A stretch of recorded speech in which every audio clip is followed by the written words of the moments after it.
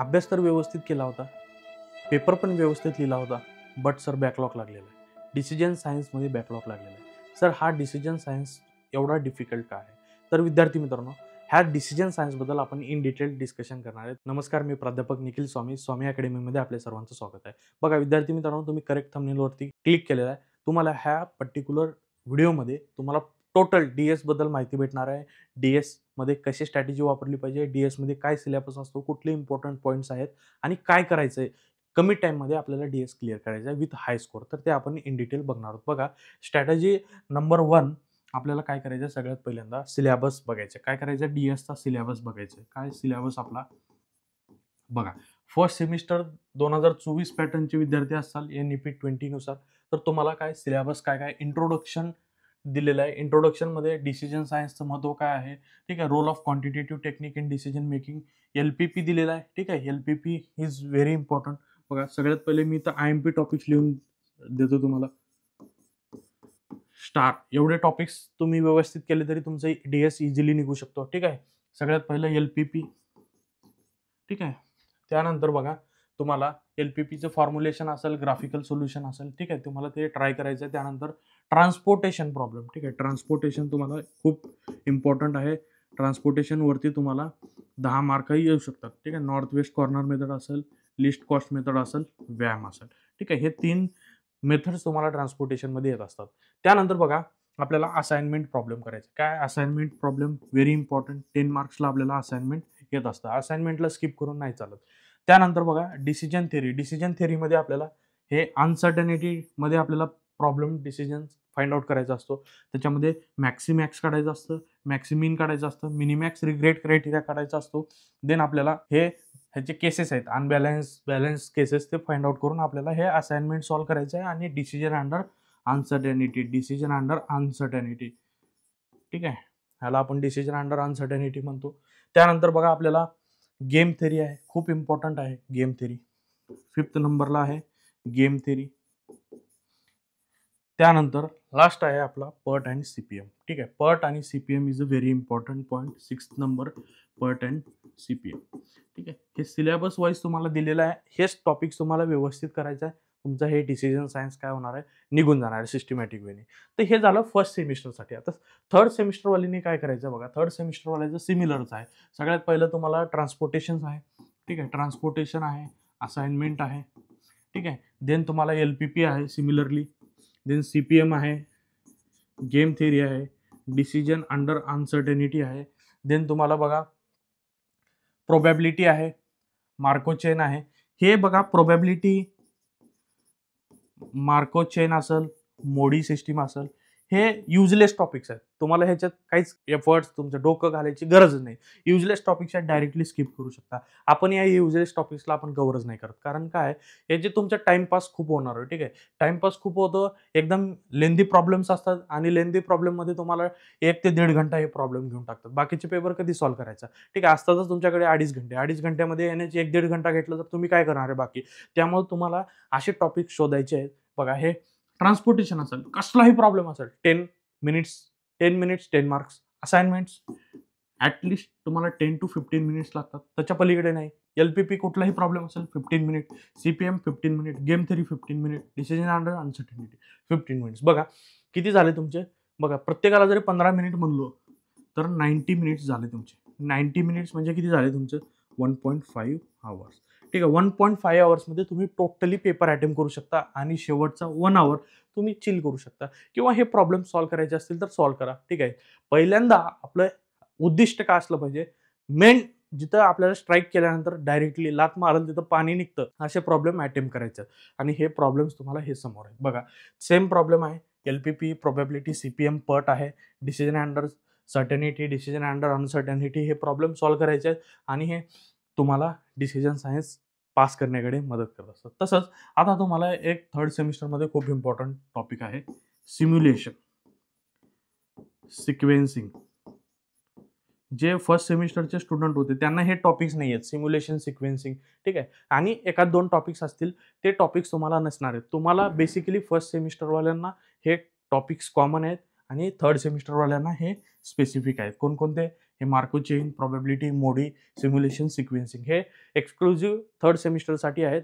First सेमिस्टरवाल्यांसाठी हेच common topic असणार आहेत, जे की आपण लास्ट स्लाइडमध्ये बघितलेलं आहे. तर विद्यार्थी मित्रांनो बघा, हे तर सिलेबस तुम्हाला कळलेलं आहे. आता बघा, सगळ्यात पहिल्यांदा आपल्याला काय करायचं असतं, डिसिजन सायन्स जर क्लिअर करायचं असेल, डिसिजन सायन्स क्लिअर करण्यासाठी आपल्याला एक स्ट्रॅटेजी लागते. स्ट्रॅटेजी काय असली पाहिजे बघा, strategy is nothing but practice, practice, practice, practice, practice, practice. Large number of जर एमसीक्यूज तुम्ही सॉल्व्ह केलं तर तुम्ही डिसिजन सायन्स हा एकदम इझी वेने प्रॉब्लेम करता. आता सर समजलं, प्रॅक्टिस तर करायचं आहे, कशी प्रॅक्टिस करायची, कुठून प्रॅक्टिस करायची, आम्हाला बेसिक कन्सेप्टच माहीत नाहीत. तर विद्यार्थी मित्रांनो काही घाबरून जाण्याची गरज नाही. आपण आपल्या स्वामी अकॅडमीमध्ये कोर्स लॉन्च केलेला आहे, डिसिजन सायन्स क्रॅश कोर्स. याच्यामध्ये बेसिक टू ॲडव्हान्स कुठलाही विद्यार्थी असो, BAचा विद्यार्थी असो या इंजिनिअरिंगचा विद्यार्थी असो, त्याला बेसिक टू ॲडव्हान्स आपण काय करतो, ह्या क्रॅश कोर्समध्ये आपण शिकवत असतो. म्हणजे एकदम सोप्या भाषेमध्ये, मराठीमध्ये काय कन्सेप्ट आहे, कशा प्रकारे प्रॉब्लेम आलेले आहेत आणि कशा प्रकारे तुम्ही सॉल्व्ह करू शकता. हे एखादं 2, 4, 5 एक्झाम्पल्स आपण सॉल्व्ह करून दाखवतो. 3, 4 तुम्हाला एक्झाम्पल प्रॅक्टिससाठी देत असतो. त्यानंतर तुम्हाला ओव्हरऑल ह्या पर्टिक्युलर विषयाची, एका टॉपिकची पकड बनते आणि पकड बनल्यानंतर तुम्ही एक 5 ते 10 मिनिटांमध्ये कुठलाही प्रॉब्लेम सॉल्व्ह करू शकता. रात्री झोपेतून तुम्हाला 2 वाजता उठवलं तरी तुम्ही हे प्रॉब्लेम सॉल्व्ह करू शकता. अशा प्रकारे आपण प्रॅक्टिस करून घेत असतो. देन आपल्या कोर्सचे फीचर्स काय, 100% एक्झाम ओरिएंटेड. आलतू-फालतू काही शिकवत नाही. टू द पॉइंट एक्झामला काय येणार आहे आणि कशाप्रकारे येणार आहे तेच आपण क्लासेसमध्ये घेत असतो. PDF तुम्हाला नोट्स भेटून जाईल थेअरीसाठी काय करायचं आहे, कशाप्रकारे आपले प्रिव्हियस क्वेश्चन्स आलेले आहेत आणि तेवढंच थेअरी करून गेले तरी मोर दॅन इनफ आहे. बुक्स वगैरे, लेंदी बुक्स वगैरे घेऊन जाण्याची गरज नाही. तुम्हाला याच्यामध्ये काय करावं लागतं, एकच कंडिशन आहे की तुम्हाला हे थेअरी जे आहे हे थोडी टेक्निकल लँग्वेजमध्ये लिहावं लागतं. बाकी पेपरला तुम्ही कुठलाही असो, तुमचा MM असो, HRM असो किंवा कुठलेही थेअरी सब्जेक्ट असतील, त्या थेअरी सब्जेक्टला तुम्ही तुमच्या ओन लँग्वेजमध्ये लिहू शकता. बट डिसिजन सायन्स असेल, फायनान्शियल मॅनेजमेंट असेल, ठीक आहे, लीगल आस्पेक्ट असेल, ह्या सगळ्या सब्जेक्टला ह्या टेक्निकल भाषेमध्ये तुम्हाला आन्सर्स लिहावं लागतात. ते कीवर्ड्स आले पाहिजेत, ते प्रॉपर लँग्वेज आली पाहिजे, तरच तुम्हाला मार्क भेटतात. जर ते नसेल तर तुम्हाला मार्क नाही भेटत. त्यामुळं आपण टेक्निकल थेअरी कशी लक्षात ठेवायची ते पण सांगत असतो. देन बघा, तुम्हाला ह्या क्लासचे लाईव्ह प्लस रेकॉर्डेड क्लासेस भेटणार आहेत. एखादा लाईव्ह क्लास तुम्ही तुमच्या वेळेअभावी तुम्ही मिस केलेला आहे, तरी तुम्ही ते रेकॉर्डेडमध्ये जाऊन बघू शकता आणि त्यानंतर तुम्हाला काय डाऊट्स असतील ते डाऊट्स विचारू शकता आणि आपण याचे रिव्हिजन क्लासेस पण घेत असतो. आणि ह्या आपल्या टेस्टमध्ये आपण एक मॉक टेस्टसुद्धा आपण घेणार आहे. तर विद्यार्थी मित्रांनो, अशा प्रकारे आपलं हे कोर्स आहे. हे कोर्सची मोड काय बघा, कोर्सचा मोड आपला ऑनलाईन Google मीटवरती असतं. टायमिंग काय आपला, वीकमध्ये 3 डेज आपला क्लास चालतो, ठीक आहे. मंडे, वेडनेसडे अँड फ्रायडे हे 3 डेज तुमचा क्लास असतो. क्लासचा टायमिंग असतो रात्री 9 ते 10 मध्ये तुमचं हे क्लास होत असतो. हे टोटल तुमची बॅच 2 ते 2.5 महिन्याची पूर्ण एक्झामपर्यंत चालणार आहे.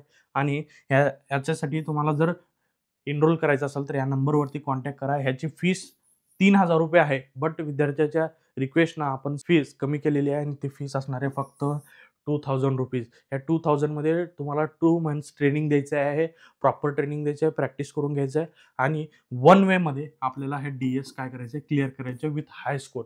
हे आपलं उद्दिष्ट आहे आणि ह्या उद्दिष्टाकडे जर जायचं असेल तर हे अपॉर्च्युनिटी मिस नका करू. अपॉर्च्युनिटी मिस केलं तर तुम्हाला पुढे प्लेसमेंटसाठी आता तुमचं 3rd सेमिस्टर स्टार्ट होणार आहे. तर 3rd सेमिस्टरला तुमचे फर्स्ट इयर पूर्ण क्लिअर पाहिजे. तर फर्स्ट इयरमध्ये जर तुम्हाला बॅकलॉग असेल कुठलाही विषय, तर तुम्ही काय करणार आहे, प्लेसमेंटसाठी इनइलिजिबल असणार आहे. तर इलिजिबल होण्यापेक्षा तुम्हाला थोडेफार इन्व्हेस्टमेंट करायचं आहे आणि आपला DS विषय क्लिअर करायचा आहे. आणि तीच DS विषय क्लिअर करण्यासाठी आपण आपल्या स्वामी अकॅडमीमध्ये परफेक्टली विद्यार्थी ओरिएंटेड, पेपर ओरिएंटेड गाईडन्स करत असतो. त्यामुळं आपला रिझल्ट हे ऑलवेज टॉपवरती असतो. बघा, आपला रिझल्ट आहे 97%. 97% जेवढे आपल्याकडे क्लास घेतात विद्यार्थी, तेवढे सगळेच नियर बाय. आता हे 2-3% जे आहेत, ते 2-3% एकतर एक्झाम दिलेले नसतात आणि एकतर अभ्यास केलेले नसतात. अशा विद्यार्थ्यांचं आपण हे नाही देऊ शकत. 97% इज बिगर नंबर. ते 97% आपला रिझल्ट आहे आणि आजच तुम्ही कोर्स जॉइन करायचा असेल तर या नंबरवरती कॉन्टॅक्ट करा. तुम्ही लगेच सीट बुक करून घ्या आणि आपली बॅच हे 10th मार्च 2025 पासून स्टार्ट होणार. 10 मार्चपासून सोमवारपासून बॅच स्टार्ट होणार आहे. आजच लवकरात लवकर रजिस्ट्रेशन करा. 3-4 दिवस उरलेले आहेत तुमच्याकडे आणि रजिस्ट्रेशन करून आपली सीट बुक करा. रजिस्ट्रेशनला कॉन्टॅक्ट करा आणि एक तुम्हाला फॉर्म शेअर करण्यात येईल. ते फॉर्म फिल आउट करा. लगेच WhatsApp ग्रुपमध्ये तुम्हाला ॲड करण्यात येईल. WhatsApp ग्रुपमध्ये तुम्हाला फर्दर सगळे नोटिफिकेशन तिथं भेटून जातील. तर विद्यार्थी मित्रांनो, अशा प्रकारे आपण हे मल्टिपल विषयाचे क्लासेस पण घेत असतो. DS असो किंवा सेकंड सेमिस्टरचे क्लासेस असो, त्याची पण तुम्हाला इन्फॉर्मेशन घ्यायची असेल तर कॉन्टॅक्ट करा आणि आपली सीट बुक करा आणि आपली लर्निंग ईझी आणि एक्झाम ओरिएंटेड बनवा. तर थँक यू विद्यार्थी मित्रांनो. हे DSचे बरेच डेमो लेक्चर्स वगैरे पाहिजे असतील तर डेमो लेक्चर्स वगैरे आपले चॅनलवरती आहेत. तरी अजून हे मल्टिपल वेने डेमो लेक्चर्ससुद्धा आपले येणार आहेत. फक्त हे क्रॅश कोर्स आपण इंट्रोड्यूस केलेलं आहे त्याबद्दल हा व्हिडिओ होता. तर क्रॅश कोर्स 10 मार्चपासून स्टार्ट होणार आहे. आजच रजिस्ट्रेशन करा. आपण भेटूया नेक्स्ट सेशनमध्ये नवीन टॉपिकसोबत. Wish you all the best. Thank you very much.